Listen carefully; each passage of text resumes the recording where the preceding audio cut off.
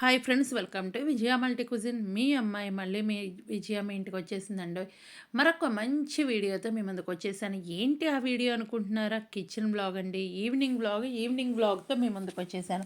Evening blog అంటే ఇంకా చాలా పనులు ఉంటూ ఉంటాయి కదా, గిన్నెలు కడుక్కోవడం ఇవన్నీ. కాబట్టి కిచెన్లో అడుగు పెట్టామంటే మినిమం మనకైతే 2 అవర్స్ అయితే ఈవినింగ్ పడుతుందండి. ఇంకా క్లీనింగ్ అలాంటివి కూడా ఉంటూ ఉంటాయి కదా, అవి కూడా చేసేసుకోవాలి. ఇంకా చూసేద్దాం అసలు నేనేం చేస్తాను ఏంటి అని అయితే చూద్దాము. ఇంకా నేను ఇక్కడైతే సాంబారు ఎలా చేస్తాను ఏంటి అనేది చూద్దామండి. కానీ మీకు ఓన్లీ ఇడ్లీకి అయితే ఎలాంటి ఏమేం పప్పు వాడుకోవాలనేది నేను చెప్తాను. నేనైతే కనుక అన్నంలోకి ఇడ్లీలో కలిపి చేస్తున్నాను. మీరు కూడా చక్కగా ఇలా రెండిటికి కలిపి చేసుకుంటే కనుక చాలా బాగుంటుందండి. లేదు ఓన్లీ మీరు ఇడ్లీకే కావాలంటే ఇడ్లీకి ఎలా చేయాలి ఏంటి అనే ప్రాసెస్ కూడా నేను ఇక్కడే చెప్తాను. ఆ చిన్న మార్పు అనేది చేసుకుంటే సరిపోతుంది. ఇక్కడ మధ్యాహ్నం కూడా నేను ఇడ్లీనే చేశానండి. దాని చట్నీ అయితే ఆల్రెడీ మిగిలిపోయింది. ఇక్కడైతే కనుక ఇడ్లీ కుక్కర్ని మధ్యాహ్నం ఇడ్లీ చేసుకుని తిన్నాను అన్నాను కదా, అవన్నీ కడిగేసుకుంటానండి. ఇవైతే కనుక నేను 5కి కిచెన్లోకి వచ్చాను. చక్కగా మేము 6 కల్లా తినేస్తాం కాబట్టి నాకు టైం సరిపోతుంది. చింతపండు అనేది నానబెట్టేసుకున్నాను, ఓవెన్లో పెట్టుకున్నాను, కడిగేసి వేడి నీళ్ళు పోసి పెట్టుకున్నాను.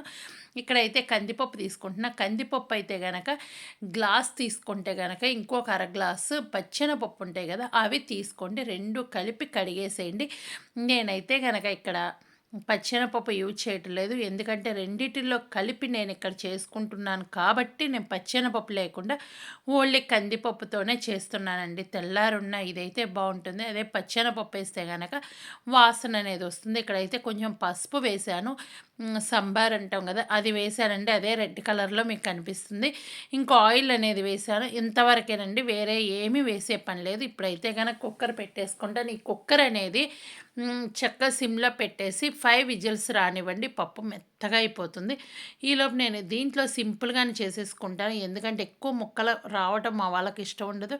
ప్లస్ మనకి తినేది ఇడ్లీకి కానీ సాంబార్కి కానీ ముక్కలు ఎక్కువ అంటే రైస్లోకి ముక్కలు ఎక్కువ లేకుండా ఉంటేనే బాగుంటుంది. ఇంకా మీరు ఆ రోజుకి ఆ రోజు తినాలంటే దుంపలో కూడా వేసుకోవచ్చు. నేను బంగాళదుంప వేయలేదు, ఎందుకంటే తెల్లారికి నేను ఉంచుకుంటున్నాను. ఇక్కడైతే పచ్చిమిరకాయ, టమోటా, ఉల్లిపాయ కోసుకున్నాను, చింతపండు నానబెట్టేసుకున్నాను. ఇంకా పొయ్యికెళ్ళి వెళ్ళిపోదాం. ఈలోపు కుక్కర్ కూడా విజిల్స్ అయిపోయిందండి. ఇంకా అంట్లు కడిగేసాను. ఇప్పుడు నేను సాంబార్కి అయితే రెడీ చేసుకుంటున్నాను. సింపుల్గానే చేస్తానండి సాంబార్. బిగినర్స్ అయితే ఈ విధంగా చేసేసుకోండి, సాంబార్ సరిపోతుంది. ఈలోపు కొంచెం ఆయిల్ అయితే పెట్టేసుకుంటున్నాను. ఇక్కడ పోపు 2 సార్లు వేస్తానండి నేనైతే గనక.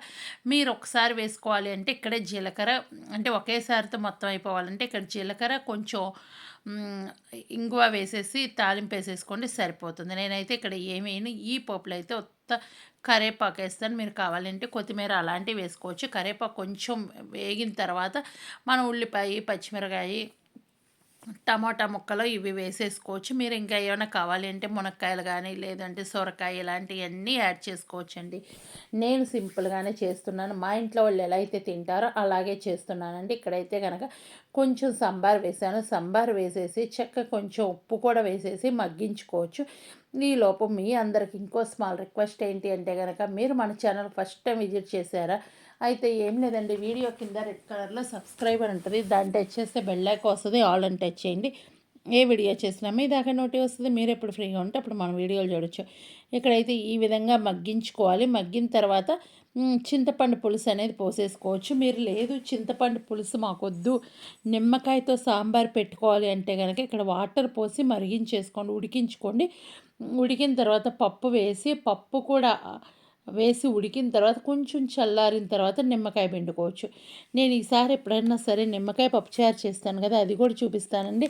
ఇక్కడ మీరు పెసరపప్పుతో అలా కూడా చేసుకోవచ్చండి. అవి కూడా మన ఛానల్లో త్వరలో వస్తాయి, అవి కూడా చూసేద్దరు. కానీ ఇక్కడైతే చింతపండు పులుసు మీ పులుపుకు తగ్గట్టు తీసుకోండి. శుభ్రంగా అవి వాటర్ ఎన్నైతే పడుతుందో అంతవరకు వేసేసి బాగా ఉడికించుకోండి. బాగా మరగాలి. మరిగిన తర్వాత మనం నెక్స్ట్ వేసేయన్నీ వేసేద్దాం. ఈ లోపు అయితే కనుక మీరు నాకు పర్సనల్గా మెసేజ్ చేయాలి అంటే నా ఇన్స్టా ఐడి ఉంటుంది, విజయరాణి కే అని ఉంటుంది. ఇంకొక ఇన్స్టా ఐడి ఉంటుంది, విజయ మల్టీ కుజిన్ అని ఉంటుంది. చక్కగా మీరు అక్కడ మీరు మెసేజ్ చేయండి, కాల్స్ అయితే చేయకండి. ఎవరైనా సరే కాల్ చేయాలి అనుకుంటే కనుక నాకు ముందు మెసేజ్ పెట్టండి, నేను ఓకే అంటేనే కాల్ చేయండి. చేసేయండి, లేదంటే వాళ్ళని బ్లాక్ చేస్తున్నానండి. ఇది ఒక్కటి గుర్తుంచుకోండి. ఈ వీడియోలో ఇంతవరకు నేను ఒక క్వెషన్ అయితే అడగలేదు. ఇంకా ముందు ముందు ఒక క్వెషన్ అయితే అడుగుతాను. దానికి కూడా మంచి ఆన్సర్ అయితే రాసేసేయండి. ఏంటది అనుకుంటున్నారా? అదే ఎదురు చూస్తూ ఉండండి. ఇంకెందుకు లేటు. మన వీడియో ఫాలో అవుతూ ఉంటే గనక మీకే అర్థమైపోతుంది. ఇంకా చాలామంది అండి లైక్ చేయటం లేదు. ఎందుకు లైక్ చేయరు? నా మీద ప్రేమతో ఒక లైక్ మీద టచ్ చేసేసేయండి అయిపోతుంది. ఇక్కడైతే ఒక్కసారి ఉప్పు చెక్ చేసుకుంటున్నాను. ఇక్కడ ఉప్పు అయితే గనక ఇంకా కొంచెం పడుతుందండి. దీంట్లో కొంచెం ఉప్పు వేసేసి పప్పులో కూడా కొంచెం ఉప్పు వేసి ఎనిపేద్దాము. మీరు కావాలి అంటే ఈ పప్పుని మిక్సీ కూడా వేసుకోవచ్చండి. మిక్సీ వేసుకుంటే గనక మెత్తగా అయిపోతుంది. నేనైతే మిక్సీ వేయలేదు. ఈ విధంగా ఎనుపు గంటెతో శుభ్రంగా నలిపేసుకుంటే మెత్తగా అయిపోతుందండి.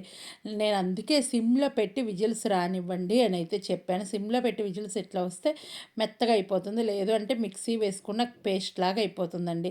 ఇక్కడ ఒక చీటింగ్ అనేది జరుగుతుంది. ఆ చీటింగ్ ఏంటో చూసేసేయండి. ఇంకెందుకు లేటు. మీకు చూపిస్తాను. అదే చీటింగ్. ఎవరు చేశారు ఏంటి అనేది చెప్పేసేయండి. పక్కనే కనిపిస్తుందండి. పప్పు దొంగుండారు మా ఇంట్లో.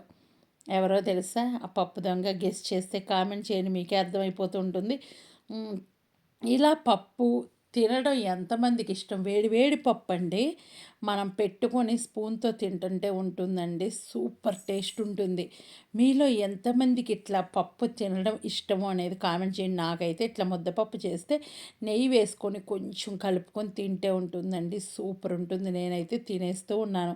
దొంగ ఎవరో నేనే చెప్పేసాను కదా! ఇక్కడ సాంబార్ పొడి వేస్తున్నానండి. ఇదైతే గనక సాంబార్ పొడి అనేది ఇంట్లో చేసుకుందండి. ఈ సాంబార్ పొడి కూడా వేరే ఛానల్‌లో ప్లేలిస్ట్‌లో ఉంటుంది చూడండి. లేదు మీకు ఈ సాంబార్ పొడి లేదు అంటే ఎంటీఆర్ సాంబార్ పొడి ఉంది కదా! అది కూడా ఇక్కడ వాడేసుకోవచ్చు.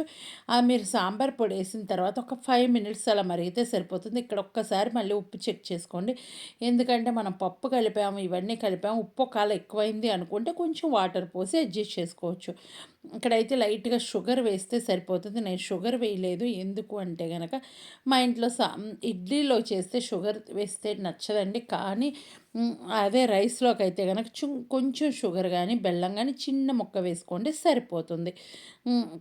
ఇప్పుడు పోపుకి రెడీ చేస్తున్నాను. పోపుకి కూడా ఇక్కడ ఫస్ట్ పోపు నూనెతో వేసాం కదా! మీరు ఎవరైనా సరే నెయ్యి తినేవాళ్ళు ఉంటే ఇక్కడ నేతితో పోపేసుకోండి. డబల్ టేస్ట్ వస్తుంది. మా ఇంట్లో నెయ్యి తినరు కాబట్టి అంటే నేను తింటాను, ఈయన తింటాం. మా అబ్బాయి తినడు. తన కోసం అని చెప్పి ఇలా నూనెతో పోపు వేస్తున్నానండి. పోపు అంటే ఏమీ వేసే పని లేదు. చక్కగా ఇక్కడ పోపు నేతితో వేసుకుంటే చాలా బాగుంటుంది. పోపు గింజలంటే ఏమీ వేసే పని లేదు. జీలకర్ర, ఇంగువనేనండి. మీరు వేస్తే ఇక్కడ కరివేపాకు అలాంటివి వేసుకోవచ్చు. నేనేం చేశాను అంటే కరివేపాకు ఫస్ట్ పోపు వేసినప్పుడు వేసాను కాబట్టి ఇక్కడైతే వేయనండి. ఎందుకంటే 2 చోట్ల కరివేపాకు వేస్తే ఎందుకో ఆ స్మెల్ ఒక రకంగా అనిపిస్తుంది. ఆల్రెడీ వేసాను కదా! ఇక్కడ జీలకర్ర వేగిన తర్వాత ఇక్కడైతే నూనె కాగిన తర్వాతే పోపు వేసేసాను. ఎందుకంటే మనం మినపప్పు, పచ్చెనపప్పు ఇలాంటివి వేయటం లేదు కాబట్టి నూనె కాగిన తర్వాత జీలకర్ర వేసి అది వేగిన తర్వాత కొంచెం ఇంగువ వేసి ఎమ్మటే మన పోపు డైరెక్ట్ మనం సాంబార్లో వేసేసి ఎమ్మటే మూత పెట్టేసేయండి. మూత అయితే తీయకండి. మూత పెట్టేసి ఒక 5 మినిట్స్ అలా వదిలేసేయండి. ఆ తర్వాత మనం యూజ్ చేసుకోవాలి. ఇప్పుడైతే గనక నేను ఇడ్లీకి రెడీ చేసుకుంటున్నాను. ఇడ్లీకి అయితే గనక చాలామంది ఇడ్లీ ప్లేట్లకు నూనె రాయాలి, నెయ్యి రాయాలి అదంటారు. ఏం అవసరం లేదండి. తడిపేసి మనం ఇడ్లీ వేసుకుంటే పర్ఫెక్ట్‌గా ఇడ్లీ అనేది వస్తుంది. ఇడ్లీ పిండి కూడా మీకు చెప్పాను కదా! ఒక కప్పు మినప్పప్పుకి 2 కప్పులు రవ్వ అయితే ఒకే టైంలో నానబెట్టుకుంటాను వేరువేరుగా. తర్వాత నేను మిక్సీ వేసుకుంటాను. రవ్వ అనేది పిండకుండా నేను గట్టిగా అంటే పైకి తేలిన నీళ్ళన్నీ తీసేసి ఇడ్లీ పిండి కాస్త గట్టిగా రుబ్బుకొని దీంట్లో కలుపుకుంటే పర్ఫెక్ట్‌గా ఇడ్లీ అనేది వస్తుంది. చాలా సింపుల్ అండి. ఇప్పుడు ఏందో స్టైల్‌గా ఆన్‌లైన్‌లో ఇడ్లీ పిండి బుక్ చేయటం ఎక్కువైపోతుంది. ఈ విధంగా చేసుకొని మీరు ఎలా వచ్చింది ఏంటి అనేది కామెంట్ సెక్షన్‌లో మీ ఫీడ్‌బ్యాక్ అయితే ఇస్తారని అనుకుంటున్నా. మరొక వీడియోతో మీ ముందుకు వస్తా. అప్పటిదాకా నవ్వుతూ హ్యాపీగా ఉండండి. Bye bye. Thank you. Take care.